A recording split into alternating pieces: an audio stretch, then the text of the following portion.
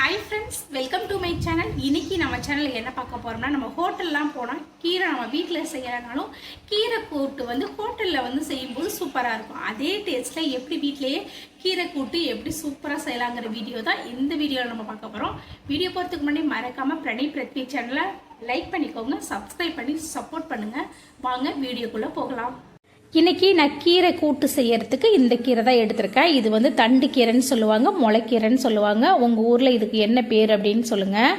இப்போ கீரையில் அடிப்பாகத்தில் வேர் இருக்கும், அதை வெட்டிட்டு தண்டிலிருந்து கீரை வரைக்குமே நல்லா பொடி பொடியாக இந்த மாதிரி கட் பண்ணி எடுத்துக்கோங்க. இதில் மண் அதிகமாக இருக்கும், அதனால் 2-3 டைம் நல்லா வாஷ் பண்ணி எடுத்து தனியாக வச்சுக்கோங்க. அதுக்கப்புறம் ஒரு குக்கரில் பாதி கப் துவரம் பருப்பும் 1/4 கப்பு பாசிப்பருப்பு, இது ரெண்டையும் சேர்த்து ஒரு 2-3 டைம் வாஷ் பண்ணிவிட்டு இதில் நான் கட்டி பெருங்காயமும் 1 டீஸ்பூன் மஞ்சத்தூள் இதெல்லாம் சேர்த்து குக்கரில் நான் ஒரு 3 விசில் வச்சு இதை வேக வச்சு தனியாக எடுத்து வச்சுக்கிறேன்.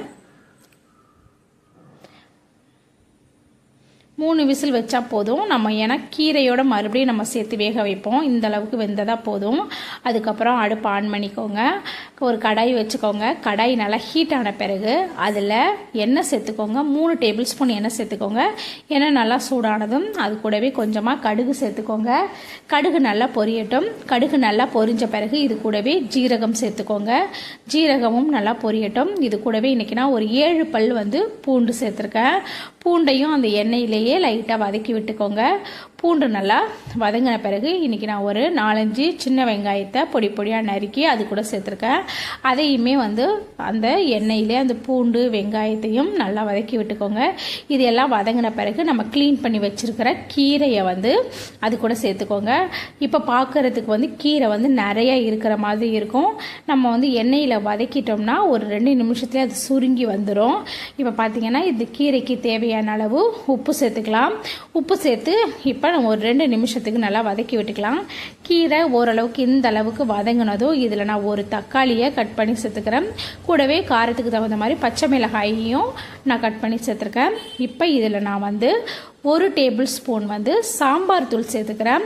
இது சேர்க்கணும்னு அவசியம் கிடையாது, ஆனால் சாம்பார் தூள் சேர்க்கும் போது நல்லாவும் இருக்கும்.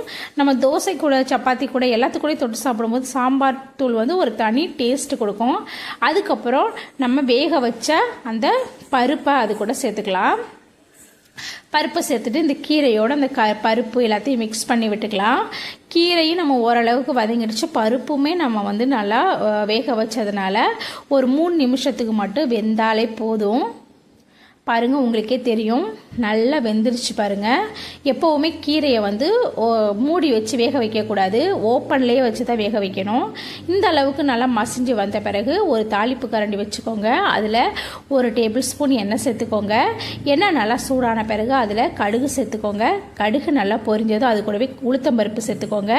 இது எல்லாம் நல்லா பொரிஞ்சதும் ஒரு வரமிளகாயை 1-2 கிள்ளி அது கூட சேர்த்துக்கோங்க. அப்புறம் இதில் நான் ஒரு பிடி கருவேப்பிலையை சேர்த்துருக்கேன். இது எல்லாமும் நல்லா எண்ணெயில் வதங்கின பிறகு இப்போ நம்ம ரெடி பண்ணி வச்சுருக்கோமே அந்த கீரையில் இந்த தாளிப்பை சேர்த்து கிளறி இறக்குனா அவ்வளவுதாங்க, நம்மளோட சூப்பரான கீரை கூட்டு ரெடி ஆகிடுங்க. பார்க்கவே சூப்பராக இருக்குல்ல. இது செய்கிறது ரொம்ப ரொம்ப ஈஸி. குழந்தைங்களுக்கு இந்த மாதிரி செஞ்சு கொடுக்கும்போது அந்த சாம்பார் தூள் இதெல்லாம் போட்டிருக்கனால ஓரளவுக்கு நல்லாவே சாப்பிடுவாங்க. பாருங்கள், சூப்பராக ரெடி ஆகிடுச்சு. நல்லா சுட சுட சாதத்தை போட்டு இந்த கீரை கூட்டை வச்சு மேலே கொஞ்சமாக நெய் ஊற்றி அப்பளத்தை உதுத்து போட்டு சாப்பிட்டா அப்படி இருக்குங்க. கண்டிப்பாக உங்கள் வீட்லேயும் செஞ்சு பாருங்கள். சூப்பரான கீரை கூட்டு தயார். அவ்வளோதாங்க, சூப்பரான கீரை கூட்டு ரெடி ஆயிடுச்சு. பார்த்தீங்களா? இதை சாதத்தோட மட்டும் இல்லை, இதை நம்ம சப்பாத்தி தோசை எல்லாத்துக்கூடயுமே வச்சு சாப்பிட்லாம். நான் இப்போ செஞ்ச கீரை கூட்டை சாதத்தோட தான் செஞ்சு சாப்பிட போகிறேன். நீங்களே வீட்டில் இதே மாதிரி செஞ்சு பார்த்துட்டு டேஸ்ட் எப்படி இருந்துச்சுங்கிறத மறக்காமல் கமெண்ட்டில் சொல்லுங்கள். நம்ம கடவுள் செய்கிற சாப்பாட்டை கஷ்டப்பட்டு செய்யாமல் இஷ்டப்பட்டு செஞ்சு கொடுத்து பாருங்கள். ரசம் கூட அமிர்தமாக இருக்கும். தேங்க்ஸ் ஃபார் வாட்சிங்.